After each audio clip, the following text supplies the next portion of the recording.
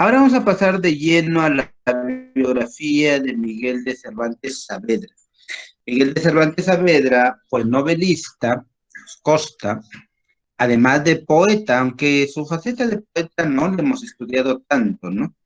Y también fue un dramaturgo español, como había mostrado en las diapositivas anteriores. Nació en 1547 en Alcalá de Henares y murió en Madrid en 1616. ¿De acuerdo? A ver. Mendoza Benítez, una pregunta nada más para usted, una pregunta. Mendoza Benítez, una pregunta a propósito de Cervantes.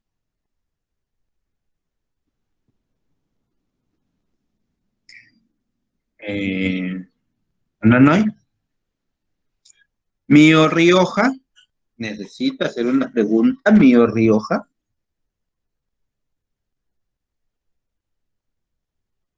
presente. Mío Rioja.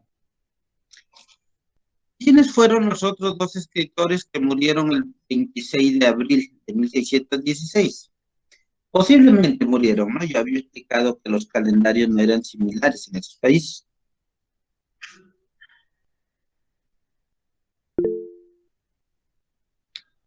A ver, una vez más, ¿quiénes fueron los dos escritores que murieron el 26 de abril, el 23 de abril de 1616?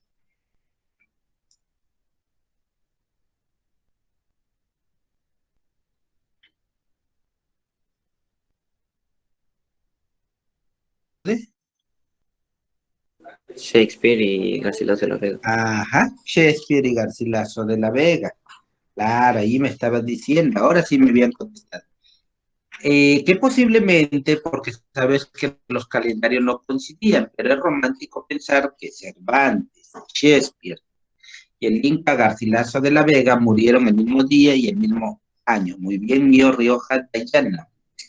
Ahora, Cervantes, sabes, es conocido como el Manco de Lepanto. Sus peripecias, mira, para escaparse, era el 23 de abril de 1616, 23 de abril. Sus peripecias para escaparse, mira. Una vez escapó con unos compañeros y ¿qué crees? En el camino, mejor dicho, durante la fuga, se confundieron, se perdieron y comenzaron a caminar en espiral de tal manera, escúchame por favor con atención, comenzaron a caminar en espiral de tal manera que regresaron a donde los tenían presos, ¿me entiendes? O sea, dieron toda una vuelta al bosque y regresaron a donde los tenían presos. Y los piratas castigaron muy duro a Cervantes y a los que se habían querido escapar con él. Otro día, uno de sus compañeros de prisión, un esclavo, le ofreció ayudarle a escapar, igual con otros tres compañeros. Y entonces, en el momento del escape, cuando ya estaban, según él, ellos muy lejos, es que ese compañero los traicionó, los delató. Cervantes fue capturado por segunda vez. Luego, imagínate, un moro les ofreció ayudarlos, les cobró algo de dinero, Cervantes pudo conseguir porque su familia se le enviaba, y ese moro los abandonó. Fue la tercera vez que fue castigado y apresado, ¿no? ¿Dónde tenemos esos datos? Esos datos los tenemos en el Tratado de Argeles, la obra autobiográfica del mismo Cervantes, ¿ya? Mm, aquí hay algo todavía que pesa más, algo trágico, es decir, ¿no? Cuando Cervantes finalmente pudo ser rescatado, se dio con la sorpresa de que le habían robado su novela, ¿eh? Le habían robado su novela. Le habían robado en la medida de que apareció el Quijote apócrifo de Alonso Fernández de Avellaneda. Y entonces, escúcheme bien, el Quijote apócrifo, como te digo, la gente le había dado más crédito a Alonso Fernández de Avellaneda. Aunque Cervantes con la segunda parte demostró que él era el autor, todavía le fue peor en vida porque ahí dice fue encarcelado de nuevo. ¿Sabes qué? Cierta vez en tu casa había una reunión donde participaban los jóvenes. Luego se produce una pelea. En esta pelea un joven es herido de muerte y como estaban fuera de la casa de Cervantes, le echaron la culpa a él y lo llevaron preso. Fue en la cárcel donde escribe la segunda parte del Quijote de la Mancha. Pero hay algo más todavía. Después de varias investigaciones, se comprobó pues que él no tenía nada que ver, el caso se archivó y Cervantes quedó libre. Pero como hubo cambio de fiscal, de juez, en todo caso, esta reabrió el expediente, encontró que había sido fuera de la casa de Cervantes y lo volvió a encarcelar. Escúchame bien, lo volvió a encarcelar. Pobre Cervantes. Y ahora, ¿qué iba a ser de él? Ya para cuando salió de la clase estaba totalmente enfermo, ¿no? Su salud se había resquebrajado totalmente.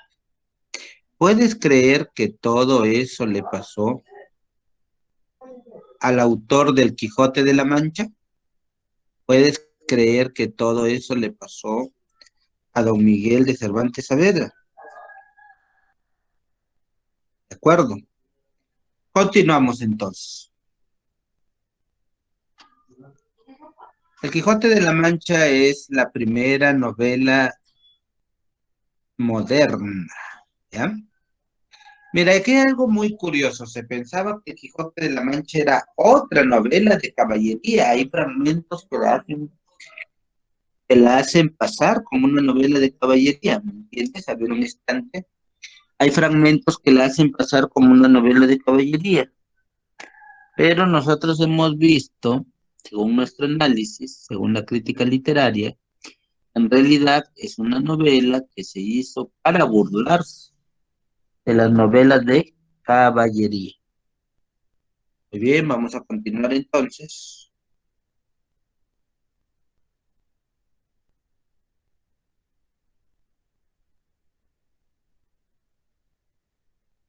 Un voluntario que lea la primera parte de esta diapositiva y luego yo cuento la historia. A ver, ¿quién levantó la mano? A Quirós Agapito. Quirós, ¿puede empezar a leer, por favor? Buenas tardes, profesor, ¿me escucha? Sí, le escucho. El primer capítulo, digo. Sí, el primer capítulo. Ya. Un hidalgo de la Mancha, de clase noble baja, de unos 50 años de edad, de complicidad, da en leer libros de caballería hasta llegar a perder el juicio. Determina, enloquecido por las fantasías leídas en esos libros, hacerse caballero andante y, como tal, ir a buscar aventuras. Para ello, prepara sus armas, revisa su caballo y le pone nombre. Se pone nombre a sí mismo como caballero que va a ser y busca una dama a la que amar y servir. Amar y servir. ¿El otro también, profesor? Sí, el siguiente también, por favor. Ya.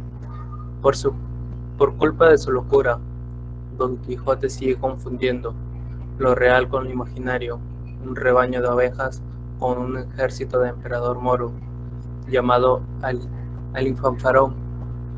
Los dueños del rebaño le dan una paliza, después confunden el ruido de batanes con gigantes del nuevo. Muy bien, muy bien. Primero voy a explicar yo y de ahí participa Malma Belén, que había levantado la mano, ¿ya? Aquí nos narra en el primer capítulo cómo es el Quijote, cuáles eran sus gustos.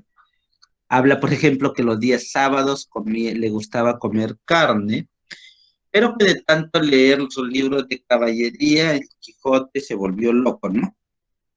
El Quijote de la Mancha se acompaña de su fiel escudero Sancho Panza. El Quijote de la Mancha se presenta en su caballo llamado Rocinante. Que por cierto, el nombre también tiene que ver, porque tú sabes que Rocín es un caballo ejemplar, Rocín es un caballo de raza, pura sangre, pero si este caballo se llama Rocinante, quiere decir que antes era un Rocín y ahora es lo que queda de ese Rocín. Aquí en la aventura de el rebaño de ovejas confundido con un ejército, ¿no? La paliza que le dan los pastores y vamos a ver otra aventura similar. Malma Belén, usted levantó la mano. ¿Puede proceder a leer?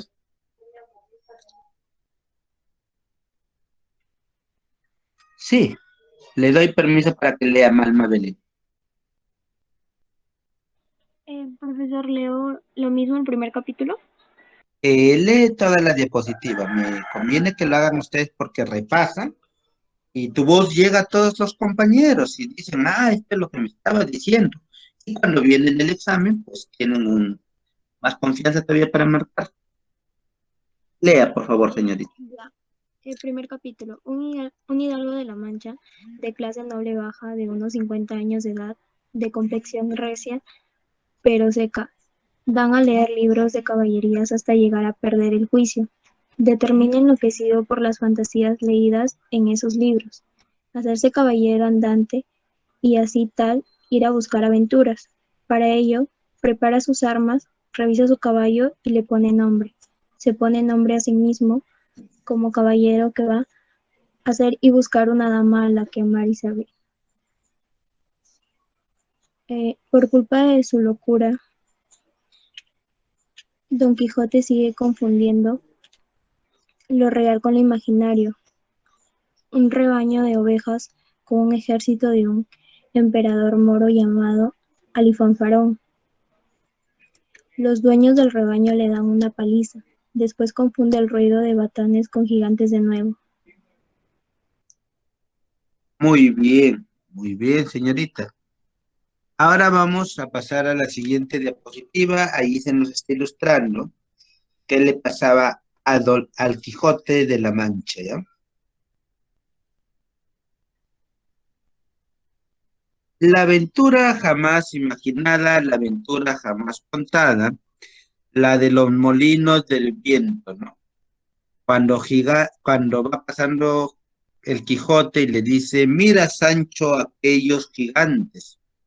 Y Sancho le dice, pero ¿cuál gigante, mi señor? Yo solo veo unos molinos. Dice el Quijote, que sois gigantes.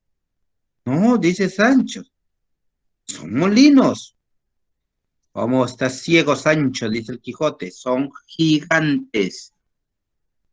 Entonces, como Sancho no lo puede convencer, Don Quijote dice, voy a ir contra ellos. No huyáis, cobardes, que es un solo caballero el que los acomete. Y cuando se va con su lanza en posición contra los molinos, ya te imaginarás que al primer contacto con la hélice, sale volando caballo y caballero, ¿no? Cae muy lejos, el Quijote cae desmayado inclusive. Entonces Sancho se le acerca y le dice, señor, señor, ¿qué tienes? Y Don Quijote le dice, tenéis razón, Sancho, no son gigantes, son molinos de viento. Y se desmaya de nuevo. Estamos en el capítulo 8, la primera aventura tras la segunda salida. Capítulo tras la segunda salida. ¿Ya? Señores, preguntas para ustedes, ¿ya? Participación libre. ¿Cómo se llamaba la amada del Quijote de la Mancha?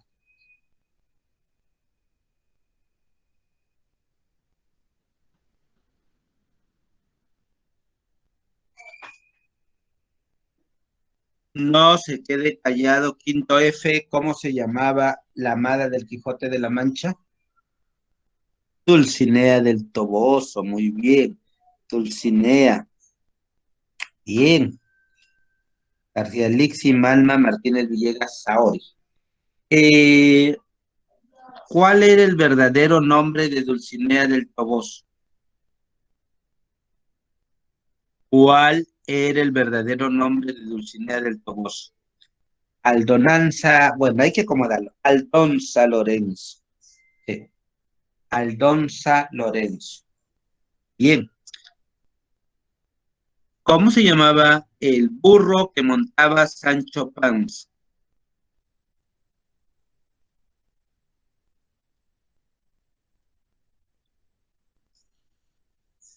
¿Cómo se llamaba el burro que montaba Sancho Panza? Lucio, muy bien. Soriano Posada Blondi Camila, muy bien. Moreno Sánchez, muy bien, muy bien. Ahí está. Lucio significa descolorido, descolorido, significa algo ya viejo, ¿no? Muy bien, continuamos entonces.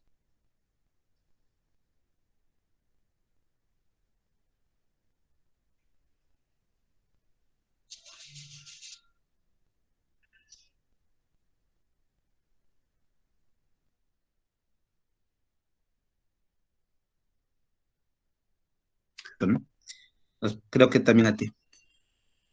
Va pasando Don Quijote, entonces ve a tres pastores que llevaban un rebaño de ovejas. Don Quijote se les pone enfrente y le dice a uno de ellos: ¿a dónde vais con esos galiotes? El pastor le dice: ¿galiotes? ¿Pero de qué está hablando? Estas son mis ovejas. Y Don Quijote dice: ¿no sabes quién está frente a ti? El pastor le dice: de hecho que no. Y Don Quijote le dice: frente a ti está el Quijote de la Mancha, aquel valeroso caballero que ha nacido para desfacer entuertos y socorrer a las viudas. A fe mía te ordeno que liberes esos galiotes, por la esclavitud es un mal. Y si no lo hacéis, probaréis cuál es mi cólera. ¿Qué esperáis para hacerlo? Y el pastor le dice: señor, apártese, por favor. Ah, dice Quijote, con que a mí me das órdenes. Y le golpea con su lanza. Le golpea en la cabeza y el pastor cae desmayado. El segundo pastor se acerca y el Quijote lo golpea también. El tercer pastor ya no se acerca, sino que comienza a silbar, a hacer escándalo. Y aparecen 15 pastores que van rodeando a Quijote. Quijote los desafía, le dice: ¿creéis que yo os tengo miedo? 15, 20, 30 no pueden hacer nada contra mí. Que aunque viejo, soy buen caballero, entrenado y protegido por el yelmo de Mambrino. Ellos, bellacos, caerán bajo mi lanza. Pero, antes de pelear, quiero que sepan que todo caballero tiene un fiel escudero. Y todo lo que sea conmigo es con mi escudero. Sancho, pelea tú. Y pica a Rocinante y sale corriendo. Ah, con que le dicen los pastores: tú eres el escudero. Y entre los 15 le dan una paliza tal a Sancho. Ahí se corta ya. Y en la otra escena, en otra página, dice: Sancho, todo masacrado, el pobre, llama al Quijote cobarde por haberlo abandonado. Se equivoca,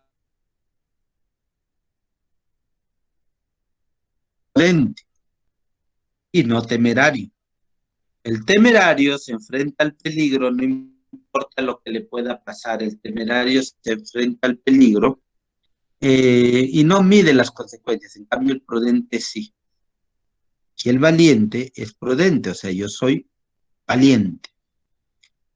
Hay muchas historias de estas en la literatura, le dice, pero como tú no quieres escucharlas, ni yo quiero contártelas, entonces dejemos esta conversación ahí.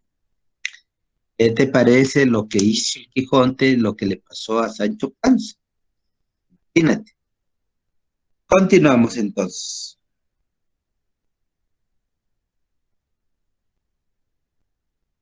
Lectura de las novelas ejemplares. ¿Algún voluntario? ¿Algún voluntario?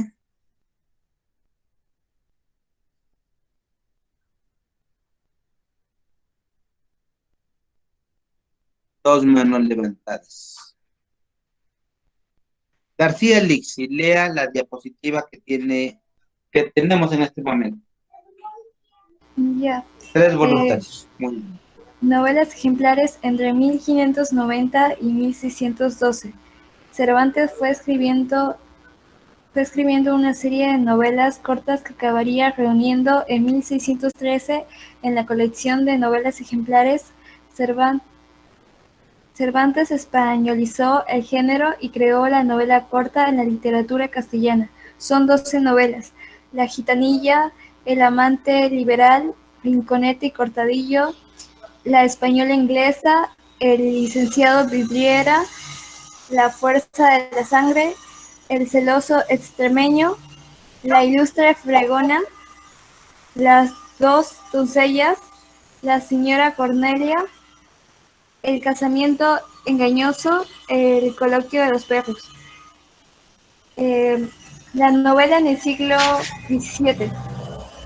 La novela era una narración relativamente breve, de estructura cíclica, con tensión dramática, con un centro de interés, un acontecer en una vida, al que convergían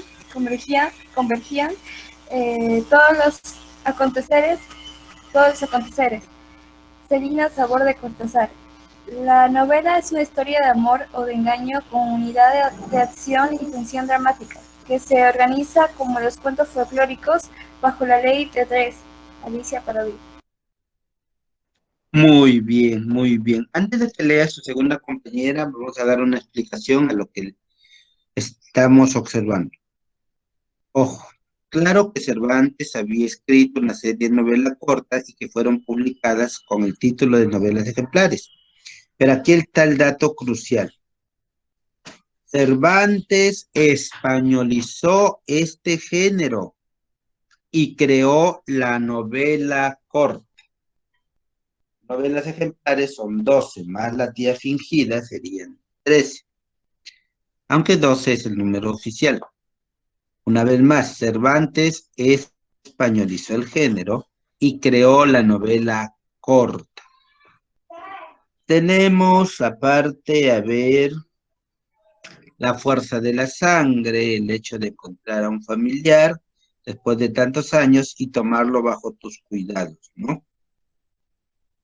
Tenemos El casamiento engañoso y El coloquio de los perros. Y es que en Malma Belén usted había levantado la mano, proceda a leer. Profesor, ¿leo todo? Y lee, pero hágame un favor, levante un poquito más la voz.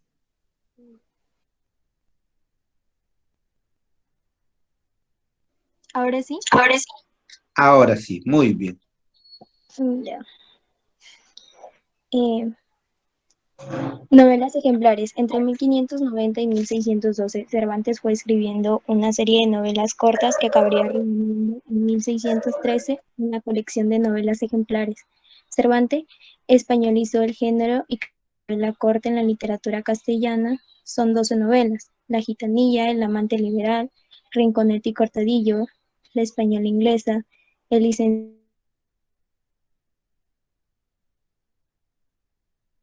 Fregona, Las dos doncellas, La señora Cornelia, El casamiento engañoso, El coloquio de los perros. La novela en el siglo XVII. La novela era una narración relativamente breve, de estructura cíclica, con tensión dramática, con un centro de interés, un acontecer en una vida, al que convergían todos los otros aconteceres. Celina Sabor de Cortázar. La novela es una historia de amor o de engaño con unidad de acción y tensión dramática, que se organiza con los cuentos folclóricos bajo la ley de tres. Alicia Parodi. muy bien, mi señorita. Antes de que lea tu compañero, Cusco también quería leer, pero con Cusco vamos a pasar a la otra diapositiva, porque aquí prácticamente hemos agotado la explicación. Vamos con la siguiente diapositiva. Llegamos al Lazarillo de Tormes. Cusco, usted había levantado la mano. Lea, por favor, el Lazarillo de Tormes.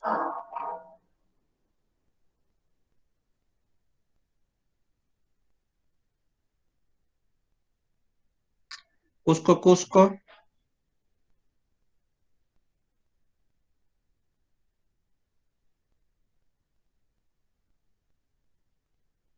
De repente su compañero, ha salido del aula. Vamos con lo siguiente. El Lazarillo de Tormes, ¿ya? Claro que el Lazarillo de Tormes es una novela de carácter anónimo, ¿ya?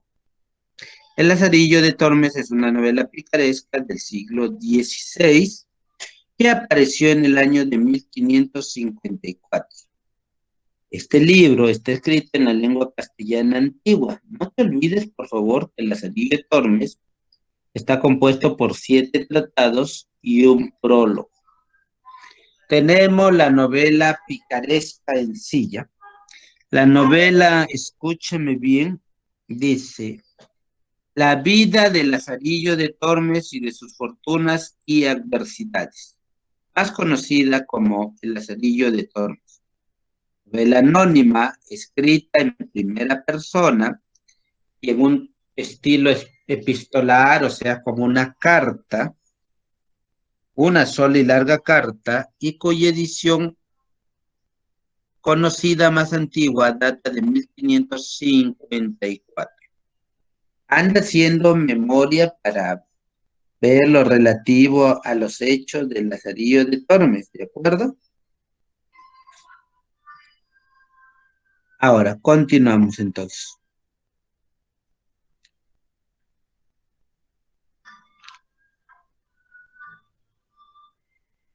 Roda seña para que lea cuáles son los principales personajes del Lazarillo. Roda seña. Sí, profesor. Lea, por favor.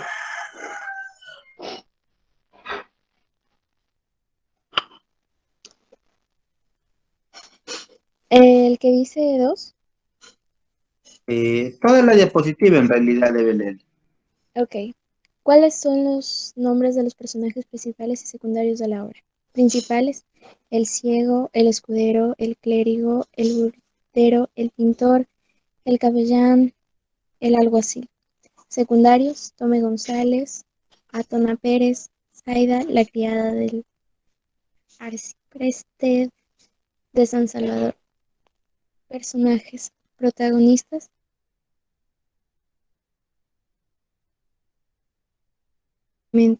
familia pobre, padre, molinero en Salamanca, ladrón, en servicio de diferentes amos, cada capítulo otro amo. Ciego, clérigo, hidalgo, monje, burdero, capellán y algo así. ¿Cómo hacía algo así, señorita?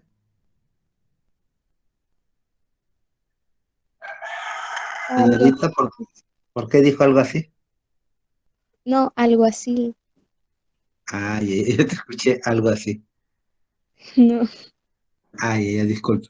Muy bien, continuamos entonces. Vamos a ver a partir de los personajes de Lázaro qué fue lo que le ocurrió con cada uno de ellos, ¿ya? Pero me dé el tiempo para explicar y que tú participes una vez más. El primer amo, por ejemplo, fue el ciego. Con él Lázaro aprendió todas las mañas, ¿ya? El segundo fue el escudero. El tercero, disculpen. El tercero, el escudero. No, me había equivocado. El escudero es el segundo, aquel que prácticamente Lázaro más bien tenía que mantenerlo a él, ¿no? Luego tenemos el clérigo, supuesto hombre de fe, que cometía gula, que no le daba de comer a Lázaro. Luego tenemos el buldero. Aquí hay una acusación grave a la iglesia, Por eso es que la obra apareció también como anónima, ¿no? El autor ocultó su nombre a propósito porque se delata la venta de bulas, las famosas bulas papales, con las cuales se decía, muy bien, ¿cuántos amos eran? Me dice, eran 8 amos. A ver, tengo el ciego, el escudero, el clérigo, 2, 4, 6, 7 amos y 8 tratados son, ¿no? ¿O es que me estoy equivocando? A ver, observa bien tu módulo. Te pido tu módulo, ¿ya? Observa tu módulo y envíame por mensaje. El clérigo te decía falso hombre de fe, falso hombre de religión que maltrataba a las... el buldero que vendía las bulas papales con las cuales supuestamente la gente podía sanarse de milagro. Lázaro abandona este amo porque no le parece bien el hecho de traficar con la fe. El pintor, el capellán y el alguacil con el cual se asienta Lázaro. ¿Ya? Continuamos a ver, tenemos más información. En el Tratado 1, Lázaro convive con el ciego y pasa a falta el fraile de la Merced, ¿no? Sí, sí, tiene razón. Ya, aunque el fraile de la Merced también lo ponemos en los personajes secundarios. Mira, con el ciego Lázaro aprende todas sus mañas, todas sus costumbres. Por ejemplo, cuando el ciego compra... Dígame, señorita. ¿Le escucho? Señorita, ¿le escucho? Bueno, se recupere la señal de su compañera, escúcheme bien. Cuando el ciego compra uvas y le dice, Lázaro, de verdad que vamos a coger una uva cada uno y no nos vamos a hacer trampa. Y Lázaro dice, de acuerdo, amo. Entonces, ¿sabes qué? El ciego en un momento determinado coge 2 uvas. Lázaro lo queda mirando y coge 3. El ciego coge 4, Lázaro coge 5, el ciego coge 6 y en un instante ya no había uvas. Pero el ciego le dice, ¿por qué no has mantenido tu promesa? Tú me dijiste que íbamos a coger una uva cada uno. Y Lázaro le dice, me acusa, Señor, la verdad, no me has visto, ¿no? Y eso que era ciego. ¿Por qué dices que yo he cogido más de una uva? El ciego le pregunta sabiamente, ¿por qué cuando yo cogí 2 no dijiste nada? Ah, ¿qué te parece? Ahora, algo más. Con el ciego también está el episodio del vino, ¿no? Cuando Lázaro se tomaba su vino y se escondía bajo las piernas del ciego, diciendo que tenía miedo, que tenía frío para que el ciego lo abrigue, pero era para dejar caer el vino en su boca, el vino del jarro. Solo que el ciego descubrió el truco y alzó el jarro y le dejó caer a Lázaro hiriéndole el rostro y quebrándole los dientes. Y lo curó con vino para colmo. Y le dijo, fíjate Lázaro, lo que te dio la enfermedad, ahora te da la cura. En cada cierre del capítulo hay un tipo de refrán, ¿no? Es como la primera parte de Lazarillo, cuando el ciego lleva a Lázaro a las afueras de la ciudad de Salamanca y le dice, mira Lázaro, ¿ves esa gárgola? Y Lázaro le dice que sí. Le dice, acércate, que la gárgola te va a hablar. Entonces Lázaro apega la cabeza y dice, amo, yo no escucho nada. Acércate más, le dice el ciego. Entonces, escúchame bien.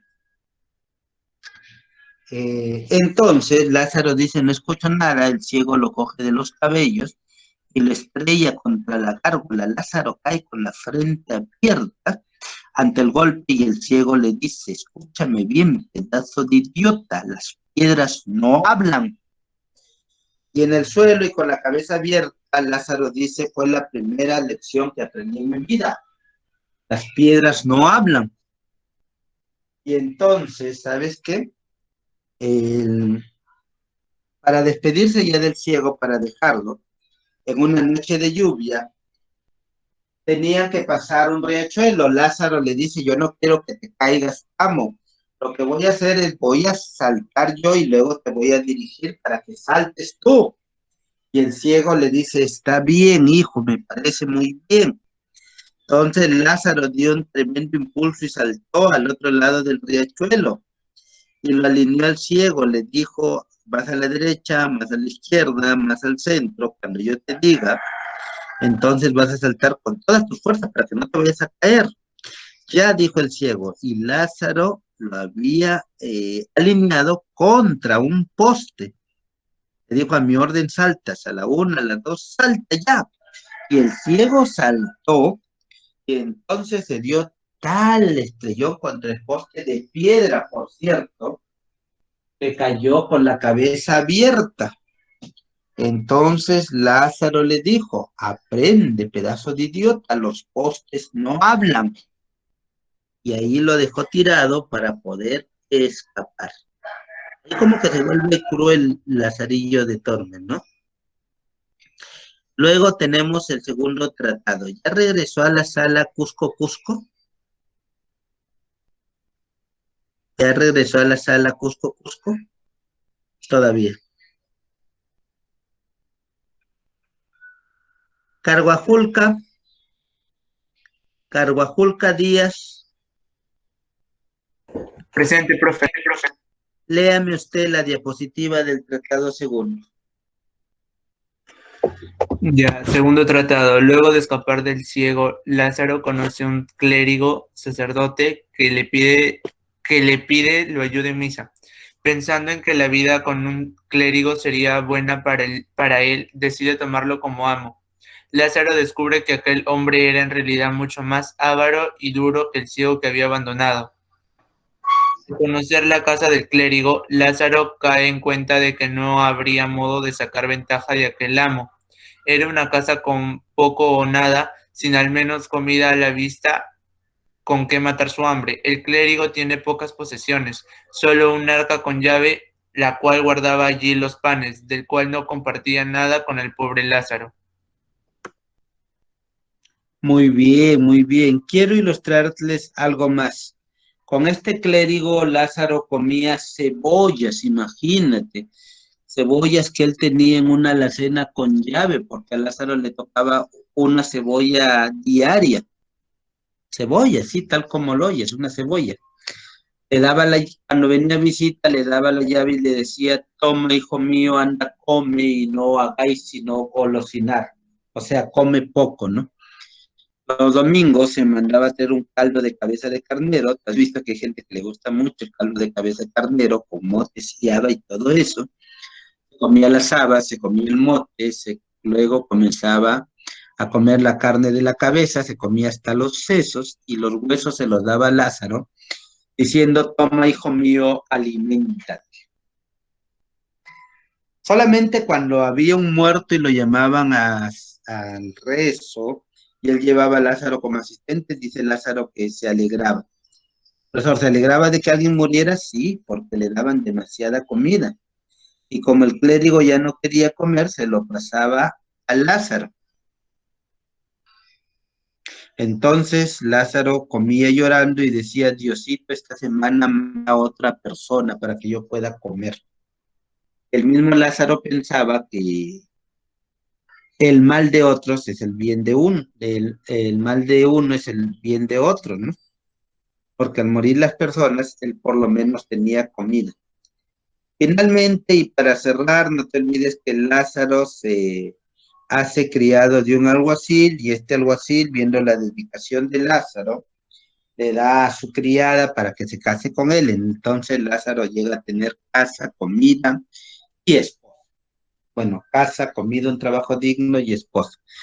Pero al final de la obra hay como una trama, no sé, un poco enojosa, ¿no? Porque se dice que el clérigo estaba con la esposa de Lázaro, o sea, con la criada.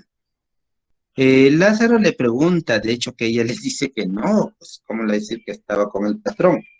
Pero Lázaro desea hacer oídos sordos porque ahora había alcanzado una vida digna y no quería perderla bajo ningún punto, como que nos insinúa que qué importa que le estén engañando, con tal que tenga esa vida digna. Atención, voy a llamar a asistencia, por favor, por ahí un voluntario o voluntaria que me ayude.